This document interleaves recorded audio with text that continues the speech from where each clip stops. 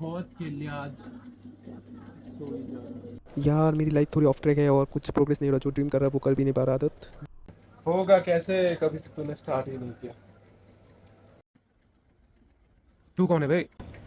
मैं तू ही हूँ, बस तेरा फ्यूचर वर्जन। तो तेरा चेहरा ऐसा क्यों उदास है? वो बस कुछ प्रॉब्लम है। क्या प्रॉब्लम? अब आए तो फ्यूचर वाला बता दो ना, क्या मेरा फ्यूचर कैसा चाह रहा है, मैं जो सोच रहा हूँ वैसा ही तो, या वो कुछ उल्टा ही? जो तू सोच रहा है मैं 10 साल बाद से आया हुआ, और तू सोच रहा है कि मैं हाई फाई वो वाला जो तेरा ड्रीम था वैसा लाइफ जी रहा हूँ, लेकिन नहीं, इतना घंटा भी नहीं हुआ, क्योंकि तेरी वजह से ऐसा हो रहा है। तू ही कुछ प्रोग्रेस नहीं कर रहा।